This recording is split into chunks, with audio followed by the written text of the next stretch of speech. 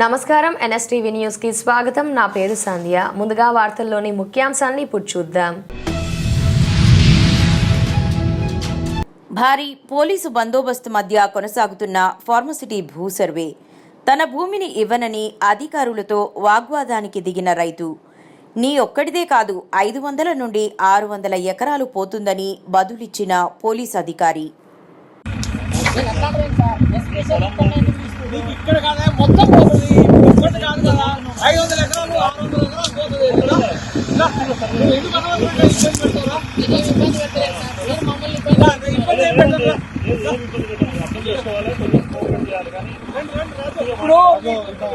చెప్పుకుంటా పోతే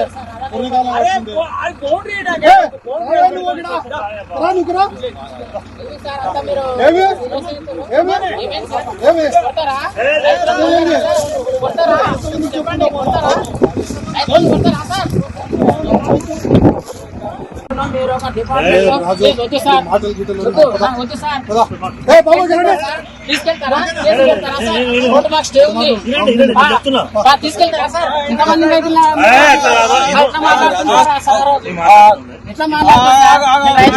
పెట్టండి, రైతులు ఎంతమంది ఎట్లా చేస్తారు పెట్టండి. నాకు స్టే ఉందని చెప్పిన చెప్పండి.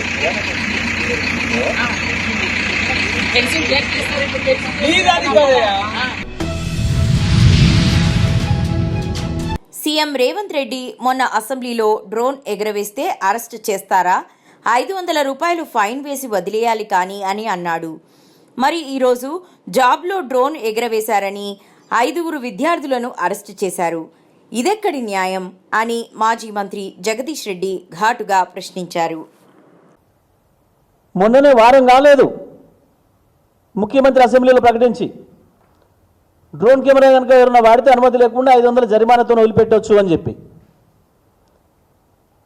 కానీ ఇవాళ 5 పిల్లల్ని డ్రోన్ కెమెరాలు ఉపయోగించి ఫోటోలు తీసిందని చెప్పి వాళ్ళ వందలాది జేసీబీలను ప్రజలకు చూపించే పద్ధతుల్లో వాడినారని చెప్పి 5 పిల్లల పైన కేసులు పెట్టి ఈ రకంగా జేసీబీలు అక్కడ ఉన్నాయి అని చెప్పి వన్యప్రాణుల మీదకి పోతున్నాయి. తెల్లనాక వందలాది వేలాది నెమళ్ళు జాతీయ పక్షి నెమళ్ళు ఏడుస్తున్నాయి. అవి పిల్లలు మనుషులు ఆర్తనాదాలు లాగున్నాయి, పసిపిల్లలు ఆర్తనాదాలు లాగున్నాయి అని చెప్పి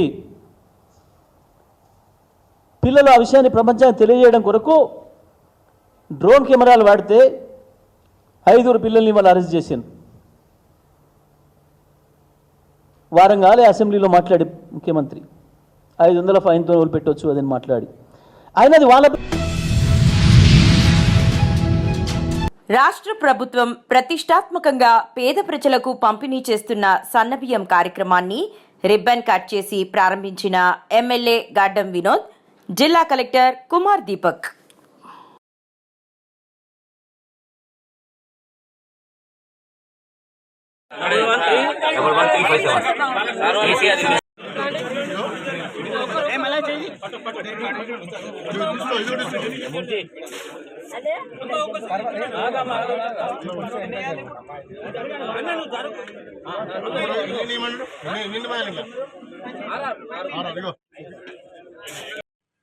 ప్రత్యేకంగా మన జిల్లా కలెక్టర్ కుమార్ దీపక్ గారు, ఆర్డీఓ గారు, ఉద్యాల మల్లయ్య గారు, రాజులాల్ యాదవ్ గారు, శ్వేత గారు, వేదికపై ఉన్న సీనియర్ మన కాంగ్రెస్ పార్టీ నాయకులు, ఇక్కడికి బస్తీకి సంబంధించిన సీనియర్ నాయకులు, ప్రజలందరికీ మొదటిసారి నమస్కరిస్తాను.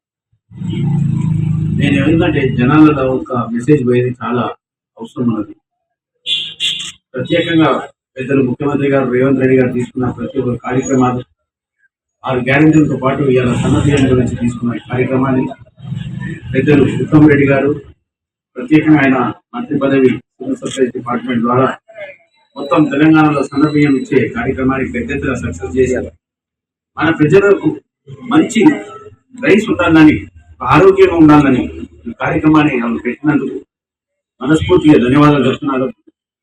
నేను ప్రజలకు కూడా ఒక విశ్వాసం తీయదలుచుకున్నాను. ఇప్పుడే కలెక్టర్ గారు చెప్పారు, ఏమన్నా అవకతవకలైతే ముమ్మాటం అయ్యేది అవసరం లేదు. ఇన్స్టెంట్ గా యాక్షన్ తీసుకుంటారని మీ అందరికీ ఒక విశ్వాసం అనిపిస్తున్నా. నేను ఎమ్మెల్యేగా ఉండి ప్రజలకు వాళ్ళున్న బాధలను దూరం చేయడానికి ప్రత్యేకంగా రకరకాలుగా జనాలు ఏమేమో మాట్లాడుతున్నారు. నేను అందరితో మనం చేసుకునేది ఏంటంటే దాని గురించి పెద్ద ప్రెస్ కాన్ఫరెన్స్ పెట్టే బాధ్యత నాకు. దాని గురించి ఇప్పుడు మాట్లాడాలి. ప్రజలకు ఇప్పటిదాకా ఏమేం చేసినా అనే సమస్య గురించి కూడా చెప్పే బాధ్యత నాకు.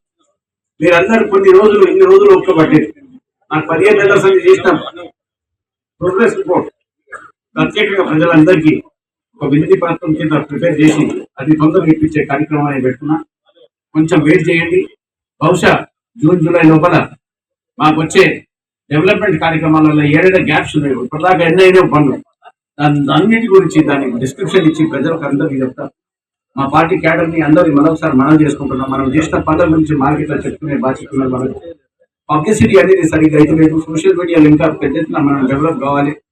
నిన్న కూడా నేను ఢిల్లీకి పోయి మా ఉన్న ఇన్ఛార్జ్ శ్రీమతి మీనాక్షి నటరాజన్ గారితో మాట్లాడినప్పుడు కూడా ప్రత్యేకంగా చెప్పిన అమ్మ సోషల్ సారీ, హెచ్సియు వివాదం మీద మాట్లాడలేను. హెచ్సియు భూముల అమ్మకంపై మాట్లాడమంటే కొన్ని విషయాలు మనకు తెలవకుండా మాట్లాడలేను అంటూ వెళ్లిపోయిన ఎమ్మెల్సీ కోదండరామరెడ్డి. సార్, వికలాంగుల మీద కేసులు పెడితే కూడా మాట్లాడతలేరు. సర్కులర్ వచ్చినా మాట్లాడతలేరు.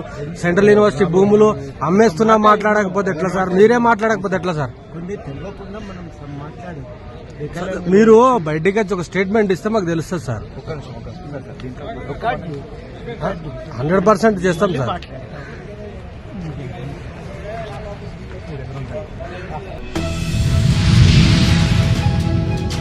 కోర్టు సెలవు రోజు చూసుకుని యూనివర్సిటీలోకి చొరబడ్డ వాళ్ళు అసలైన గుంటనక్కలని కేటీఆర్ని కలవక ముందు నుండే మేము నిరసన చేస్తున్నాం.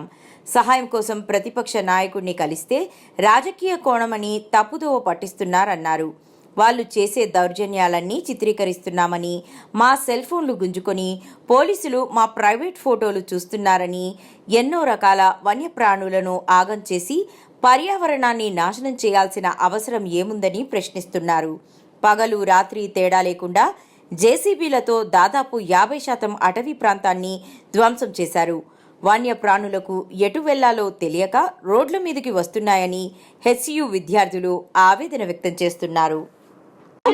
బీఆర్ఎస్ కేటీఆర్ గారి దగ్గరికి వెళ్లే ముందు కన్నా దానికన్నా ముందు ప్రొటెస్ట్లు నడుస్తున్నాయి. దానికన్నా ముందే ఇట్లా బుల్డోజర్లు తీసుకొచ్చి స్టూడెంట్స్ మీద లాఠీ చార్జ్ చేసి ఇదంతా చేశారు. దానికన్నా ముందు నుండే మేము యూనివర్సిటీ లోపల ఇంత కష్టపడి ఇన్ని లాఠీ చార్జులు ఇన్ని తిని మేము డీటైన్ అయ్యి స్టూడెంట్స్ డీటైన్ అయ్యి ఇంత అవుతున్నప్పుడు మేము ఏం చేస్తాం? మేము బయటకు వెళ్తాం కదా. ఇంత సపోర్ట్ కావాలి మాకు, ఇంత నడుస్తుంది క్యాంపస్, ఇంత దౌర్జన్యం నడుస్తుంది అన్నప్పుడు మేము వెళ్తాం కదా అపోజిషన్ లీడర్ దగ్గరికి. మేము ఎన్జిఓస్ కన్సల్ట్ అయినాం, సివిల్ సొసైటీ వాళ్ళని. పబ్లిక్ ఇంట్రెస్ట్ లిటిగేషన్ ఎప్పుడు ఫైల్ అయింది? లాంగ్ బ్యాక్ ఫైల్ అయింది. దాని హియరింగ్ ఎప్పుడు ఉంది? 7th March ఉంది. దానిలోపే వీళ్ళు స్ట్రాటజిక్ గా ఉగాది రోజు, ఈద్ రోజు, సండే అసలు ఎవరు లేనప్పుడు చూస్ చేసుకుని ఇదంతా చేస్తున్నప్పుడు అర్థం కావాలి కదా ఎవరు గుంట నక్కలు ఎవరేం చేస్తున్నారని. అంటే మీడియాకు లోపలికి అలో లేదు. లోపల లాఠీ చార్జ్ వీడియోలు చూపించమంటారా?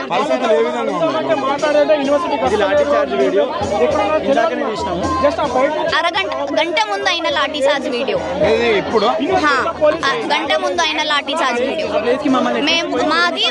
మాకు వాళ్ళు ఎక్కడైతే వాళ్ళ 400 ఎకరాలు అది అంటున్నారో ఈస్ట్ క్యాంపస్ అనే ప్లేస్ లో 3 డిపార్ట్మెంట్స్ ఉన్నాయి. Economics department, MBA department, mathematics department. Students వెళ్ళి అక్కడికి వెళ్ళి క్లాస్లకు వెళ్ళడానికి కూడా మొత్తం బందోబస్తు పెట్టి వాళ్ళు వెళ్తుంటే కూడా లాఠీ చార్జ్ చేస్తున్నారు. సెమిస్టర్ ఐడి కార్డ్స్ తీసుకుని మొత్తం ఫోన్లు లాక్కొని ఫోన్లలో బిల్డింగ్ మీద నుండి వాళ్ళు చేసే దౌర్జన్యం అంతా రికార్డ్ చేస్తున్నామని స్టూడెంట్స్ ఫోన్లు లాక్కొని గ్యాలరీలు ఓపెన్ చేసి చూస్తున్నారు. ఇది ఎంతవరకు న్యాయం? ఇది ఎంతవరకు సమంజసం? ఆ 3 డిపార్ట్మెంట్స్ లో స్టూడెంట్స్ ఎవరైతే వెళ్తున్నారో వాళ్ళందరిది ఫోన్లు లాక్కొని వాళ్ళ పై నుండి వీడియో టెర్రస్ మీద నుండి జూమింగ్ చేసి వీడియో తీస్తున్నారని అదంతా చేస్తున్నారు. 400 మంది పైగా ఉన్నారు అక్కడే ఓన్లీ అక్కడే. అంటే ఏం జరుగుతుంది అసలు లోపల 400 మంది ఇవాళ టీచర్స్ అసోసియేషన్ కూడా మాతో సాలిడారిటీగా స్టూడెంట్స్ తో కలిపి ప్రొటెస్ట్ చేయడానికి అక్కడ వరకు వస్తే ప్రొఫెసర్స్ టీచర్స్ అసోసియేషన్ ఏదైతే ఉందో మాతో స్టూడెంట్స్ తో కలిపి పోరాడదాం అనుకున్న టీచర్స్ ఎవరైతే ఉన్నారో వాళ్ళు కూడా మేమందరం మార్చ్ చేసుకుంటూ ఈస్ట్ క్యాంపస్ వరకు వెళ్ళినాం. మా క్యాంపస్ మా డిపార్ట్మెంట్స్ ఉన్నాయి అక్కడ వరకు వెళ్తే కూడా లాఠీ చార్జ్ చేశారు గంట ముందు. ఇవాళ అయింది. అయితే ఇప్పుడు ఏమంటున్నారంటే అక్కడ ఆ పోరాటం మీ యూనివర్సిటీకి సంబంధం లేదు, అదేవిధంగా పొలిటికల్ కుట్రనక్కలు ఉన్నాయి తప్ప అక్కడ జింకల్ లాంటి మూగజీవులు లేవని రేవంత్ రెడ్డి అసెంబ్లీ సాక్షి. ఇది బయోడైవర్సిటీ హాట్స్పాట్. ఎన్ని peacock lake, buffalo lake, mushroom rock అవి 2 బిలియన్ ఇయర్స్ రేటెడ్ అయినవి. ఇవన్నీ బయోడైవర్సిటీ హాట్స్పాట్. నేను 5 ఇయర్స్ క్యాంపస్ లో, నాది 5th ఇయర్. నేను ఎన్ని జింకల్ని చూసా, ఎన్ని జంతువుల్ని చూసా. 200+ ఎండేంజర్డ్ స్పీసీస్ ఉన్నాయి. అవన్నీ ఇగ్నోర్ చేసి అసలు ఫారెస్ట్ ల్యాండ్ అని డెమార్కేట్ చేయకుండా అదేదో బంజర్ భూమి అది అసలు ఏం లేదు అని అంటే ఎంతవరకు సమంజసం?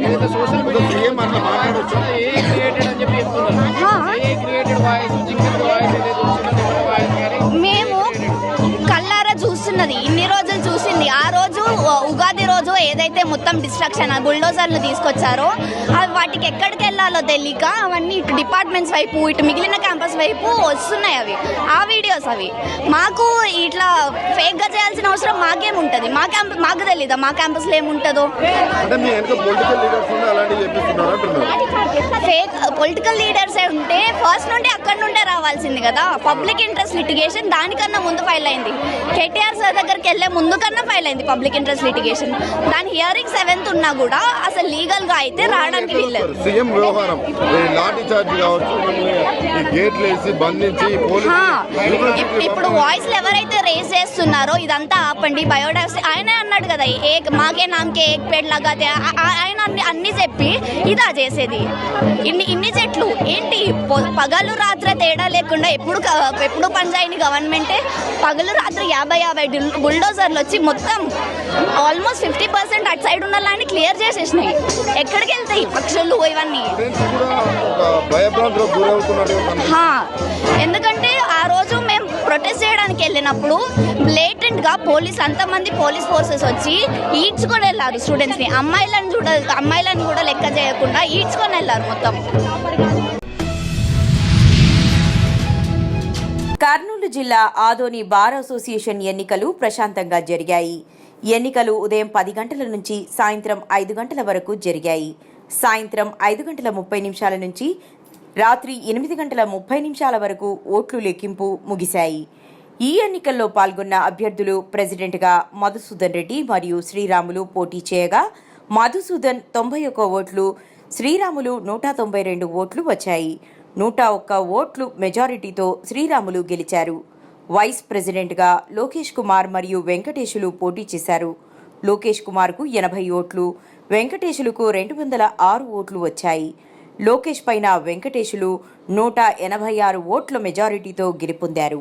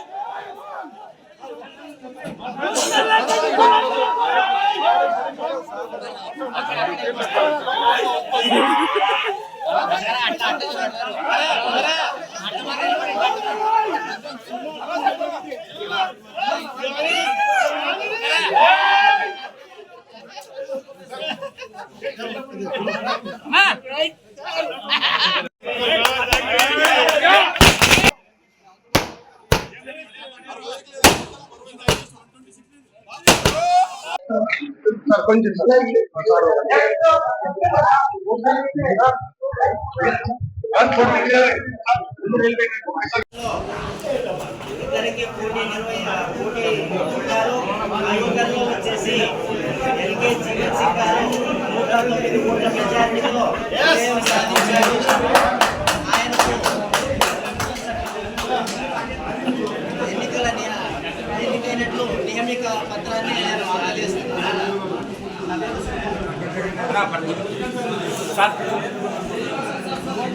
కార్యదర్శిగా సహాయ కార్యదర్శిగా ఈ రాజారత్నం గారు 49 సాధించినారు. ఆయనకు ఆంధ్రప్రదేశ్ అసోసియేషన్ ఎన్నికల గురించి ఒక నియమిత పత్రాన్ని అందజేస్తున్నారు.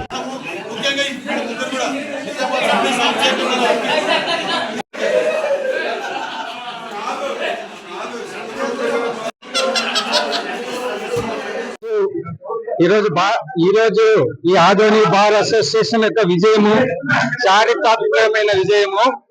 ఇది అంతా మా అడ్వకేట్స్ యొక్క సమిష్టి కృషితో అందరి సహకారంతో ఈరోజు మా ప్యానెల్ గెలుపొందడం జరిగింది. అందులో ప్రెసిడెంట్ గా నేను, మన Jeevan Singh general secretary, Venkateshwar vice president, Rajaratnam joint secretary అత్యధిక మెజారిటీతో మా సమిష్టి కృషితో మా తోటి నాగర్ కర్నూలు జిల్లా ఊరకొండ మండల పరిధిలోని ఊరకొండపేటలో వివాహిక అత్యాచారం చేసిన నిందితులను ఫాస్ట్ కోర్టులో ప్రొడ్యూస్ చేస్తున్నామని నాగర్ కర్నూలు జిల్లా ఎస్పీ గైక్యాడ్ వైభవ్ రంగనాథ్ తెలిపారు. ఈ విషయంపై బుధవారం కల్వకుర్తి పట్టణంలో డీఎస్పీ కార్యాలయ ఆవరణలో విలేకరుల సమావేశం ఏర్పాటు చేశారు.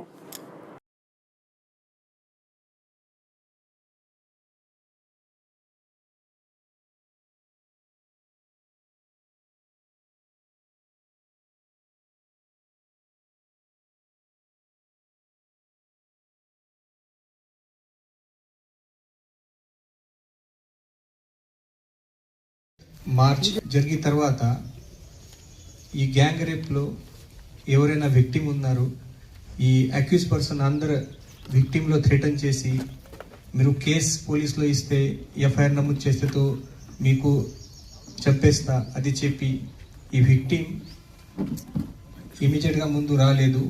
సో మండే మార్నింగ్ మన పోలీస్కి ఊరకొండ పోలీస్ స్టేషన్లో ఇది సమాచారం వచ్చింది.